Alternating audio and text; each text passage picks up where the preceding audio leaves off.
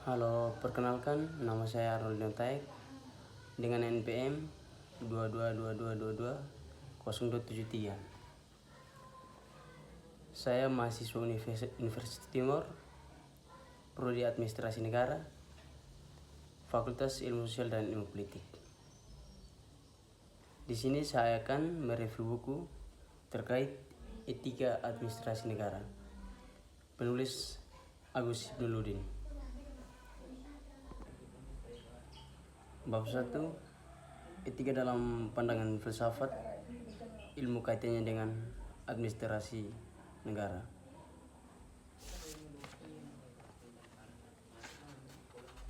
Etika dalam pandangan filsafat ilmu. Berbicara mengenai filsafat, kemudian dapat dimaknai cinta akan kebijaksanaan. Mengenai cinta akan kebijaksanaan, kemudian termanifestasikan pada sistem berpikir hingga ke akar-akarnya. Sebab pada dasarnya manusia bijak tidak akan mudah menyimpulkan suatu perkara sebelum perkara tersebut ditelaah, direnungi dan dikaji hingga tampak suatu kesimpulan atau kebenaran. Dapat dipungkiri etika merupakan bagian dari filsafat itu, khususnya filsafat aksiologi. Di sini kita akan membahas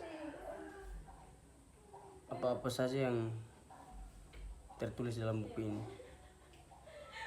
1. Ontologis.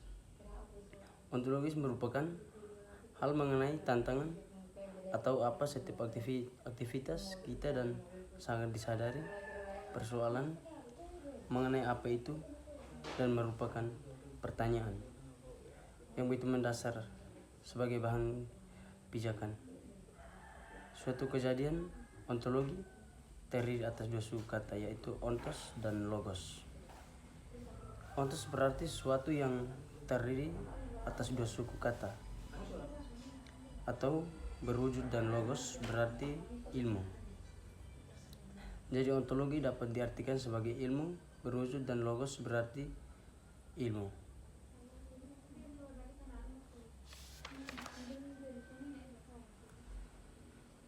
1.2 Epistemologis. Epistemologi merupakan suatu metode atau cara untuk menemukan sesuatu yang berkaitan dengan hal yang bersifat ilmiah. Oleh karena itu, epistemologi kemudian dikenal sebagai theory of the quantity, teori tentang ilmu pengetahuan dalam suatu cara untuk menemukan teori atau dalam tantangan etika itu.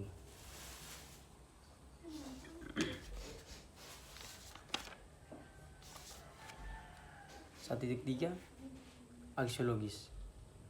Aksiologi berarti teori tentang nilai atau penyelidikan mengenai kriteria dan suatu metafisik dari nilai. Dalam filsafat Yunani, studi mengenai nilai ini mendapatkan pemikiran Plato tentang ide kebaikan atau yang lebih dikenal sebagai summum bonum.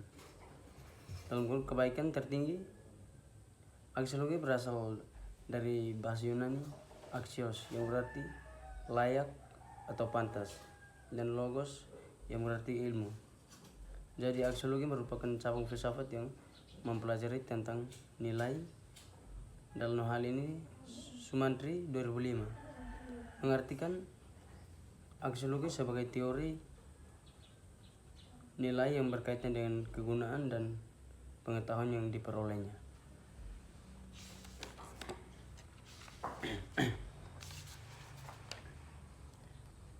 Etika.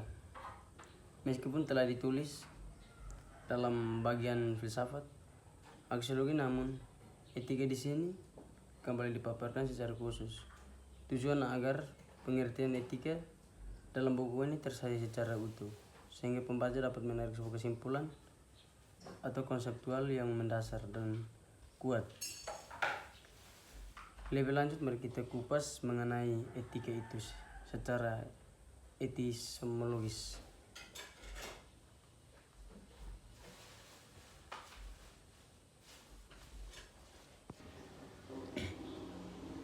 Bab 2, Helenistik, kaitannya dengan etika administrasi negara. 1. Alexander Agung. Alexander Agung berhasil mengubah sejarah bangsa Yunani sekaligus mengaruhi perkembangan filsafat dalam tempo yang relatif singkat. Ia mampu melakukan dunia yang terkenal memiliki peradaban yang tinggi pada zaman ini. Mulai dari Italia hingga India, termasuk bagian sebesar Timur Tengah dan Afrika Utara. Kemerdekaan kota-kota yang berada di kawasan Yunani berakhir ketika kekuasaan mereka dicaplok dan diberingkus oleh Alexander, serta dominasi budaya mereka terhenti.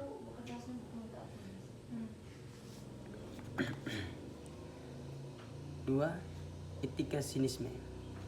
Sinisme, aliran etika ini boleh dikata sujud terhadap dunia.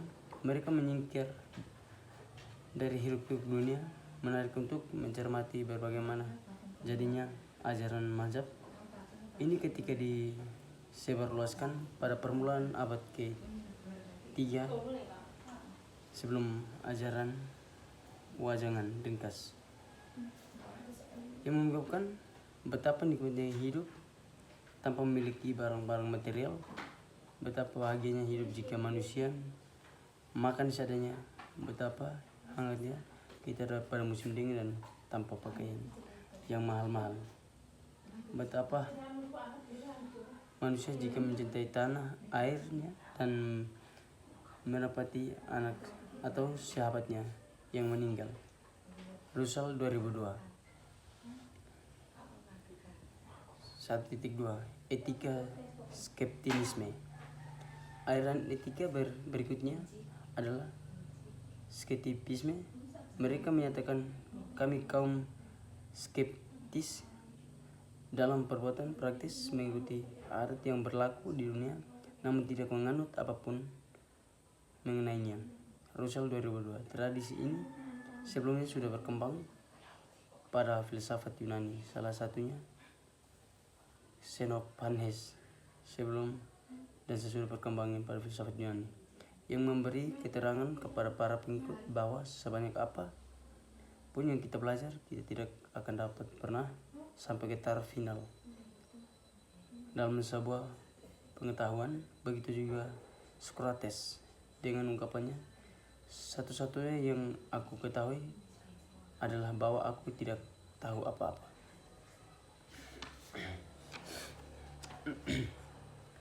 1.3. Etika epikureanisme. Epikureanisme adalah aliran etika ini dari seorang filsuf yang bernama Epikuron.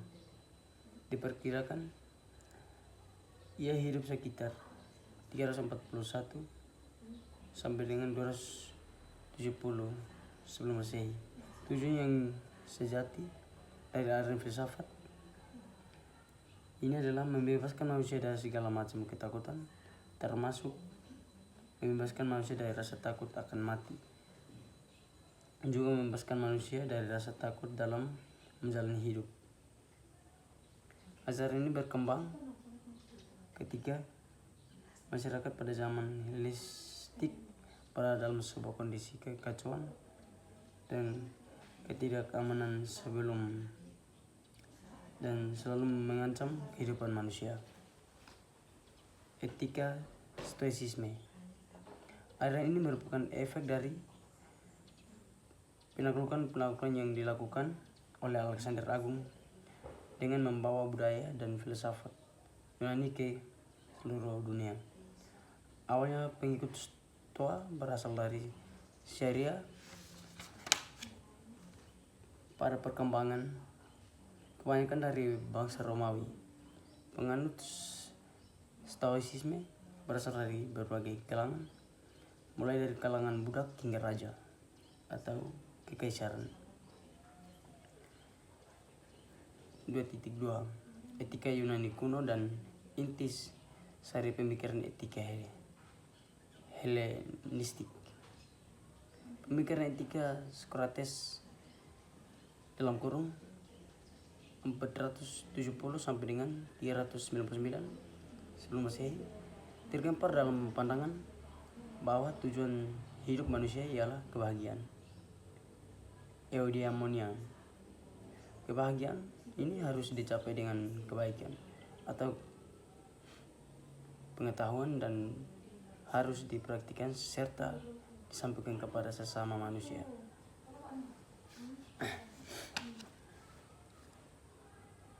Tiga, kaitan Lovery atau kebenaran etika administrasi negara. Worldview pada hakikatnya lebih dari sekadar gambaran yang hanya merupakan sinopsis dan perluasan konseptual hasil dari ilmu-ilmu alam ke dalam suatu pandangan ilmiah atas dunia. Pandangan ilmiah tersebut teoritis, murni dan tidak mengajukannya pada pertanyaan metafisis serta mendalam mengenai eksistensi dan arti dunia sebagai keseluruhan. Dalam kurung bagus 2002 menurut Prof. Alparslan.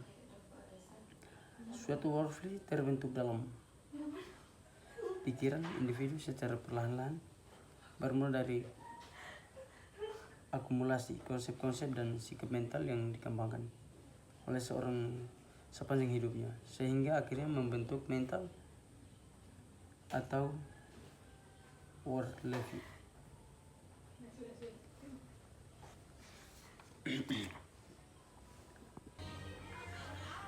Bab 3, kebijakan birokrasi dan pelayanan konsepsi etika administrasi negara dan kaitannya dengan moral. 3.1 Moral. Moral diambil dari bahasa Latin yaitu mos jamak, mors yang berarti kebiasaan adat, sementara moralitas secara lohowi juga berasal dari kata mos bahasa Latin yaitu jamak, mors yang berarti kebiasaan arti istiadat atau kata bermoral, mengacu pada bagaimana suatu masyarakat yang berbudaya berperilaku. Kata mengacu pada bagaimana. Moralitas juga merupakan kata sifat yang berasal dari bahasa Latin yaitu moralis. Moralitas juga merupakan kata sifat atau mempunyai arti sama dengan moral dan hanya ada nada lebih abstrak. Kata moral dan moralitas memiliki arti yang sama, maka dalam pengertiannya lebih ditekankan pada penggunaan moralitas karena sifatnya yang abstrak dengan baik dan buruk. Asmara 1992.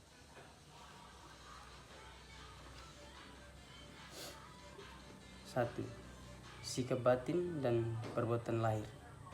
Moral sebenarnya membuat dua segi yaitu berbeda, yaitu segi batinnya dan segi lahiriah. Orang baik yang adalah memiliki sikap batin baik dan melakukan perbuatan yang baik pula. 1.2 Ukuran moral. Ukuran moral digunakan untuk menilai sikap batin maupun perbuatan lahiriah. Berdasarkan pengamatan dan pengalaman, sekurang-kurangnya ada dua ukuran yang berbeda, yaitu ukuran yang ada di hati setiap pribadi dan ukuran yang dipakai oleh orang pada waktu mereka menilai orang lain dalam hati setiap pribadi. Ada ukuran subjektif, sedangkan orang lain memakai ukurannya yang lebih objektif. Setiap pribadi menilai dirinya dengan ukurannya sendiri, sementara orang lain menilai pribadi seseorang dengan ukuran umum. 1.3 Pertumbuhan hati nurani. Hati nurani merupakan pusat kepribadian atau seluruh kepribadian hati nurani. Manusia juga mengalami pertumbuhan dan tergantung tanggapan lingkungan atau usaha diri. Lingkungan yang baik dapat mendukung pertumbuhan hati nurani secara positif. Begitu pula sebaliknya, lingkungan yang buruk dapat memburuk dan menghambat pertumbuhan hati nurani akan pribadi seseorang. Hati nurani walaupun harus hidup dalam lingkungan. 3.2 Kebijakan publik. Definisi kebijakan publik menurut Thomas R.D. dalam Islami 2000 mengatakan bahwa kebijakan publik apa yang dipilih pemerintah untuk dilakukan atau untuk tidak dilakukan. Pengertian tersebut menekankan bahwa kebijakan publik yaitu mengenai perwujudan dan tindakan dan bukan merupakan pertanyaan atau keinginan seseorang, pemerintah atau pejabat publik semata. Hingga di samping itu, pilihan pemerintah untuk tidak melakukan sesuatu yang juga merupakan kebijakan publik karena mempunyai pengaruh atau dampak yang sama dengan pilihan pemerintah untuk melakukan suatu hal.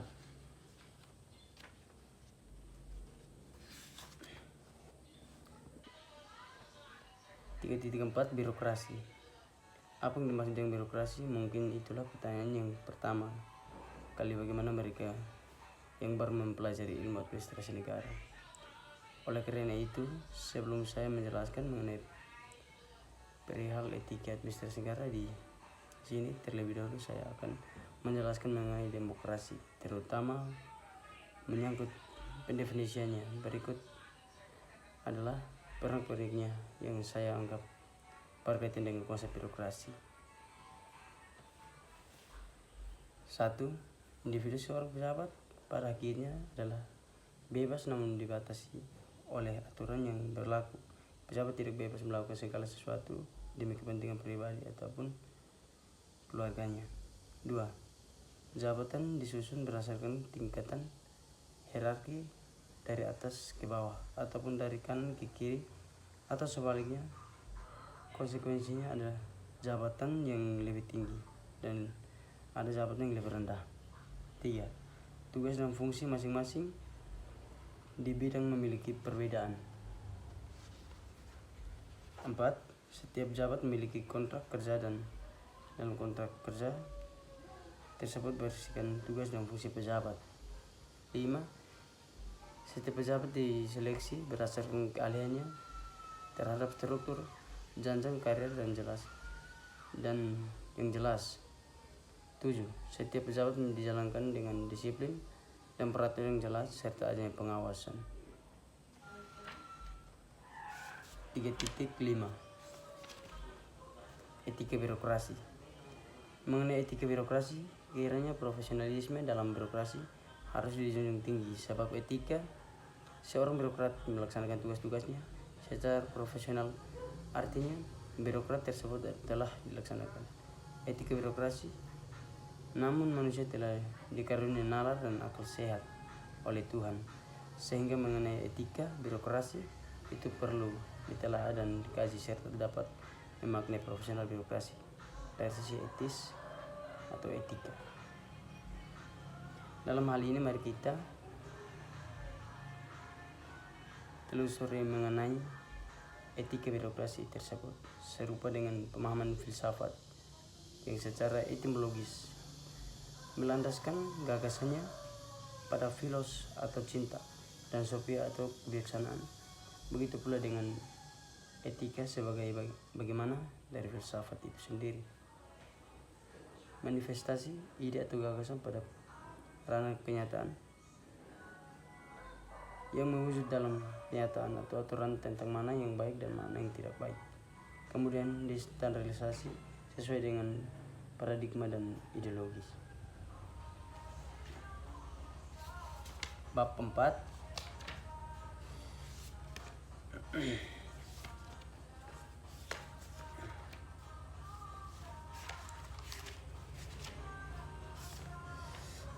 Kita masuk pada bab 4. Korupsi, kolusi dan nepotisme merupakan penyakit kronis yang menggerogoti etika administrasi negara. 1. Korupsi. Korupsi di Indonesia sudah telah menjadi fenomena yang sangat mengkhawatirkan, dan jika digambarkan sebagai penyakit telah mencapai derajat kronis karena telah semakin luas, bukan hanya pada lembaga eksekutif melainkan sudah berkembang ke lembaga legislatif dan lembaga yudikatif. terkecuali ironis memang lembaga penegak hukum tidak lagi menegakkan hukum, tapi mereka melakukan pelanggaran hukum dan juga korupsi. Mulai di era desentralisasi ini, di mana korupsi bukan hanya terjadi di level pemerintah pusat, melainkan juga menyebar ke daerah-daerah provinsi atau kabupaten atau kota.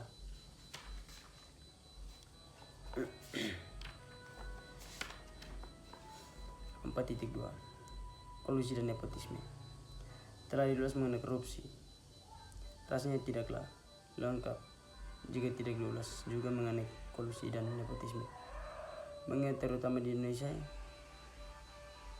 korupsi dan nepotisme telah terintegrasi dalam satu paket, yaitu KKN. KKN merupakan bentuk asli dari pelanggaran etika administrasi, bukti nyata dari suatu yang tidak etis, dan karena bentuknya pemerosotan moral yang sangat kronis dan tidak bisa dianggap mudah dalam penyelesaiannya.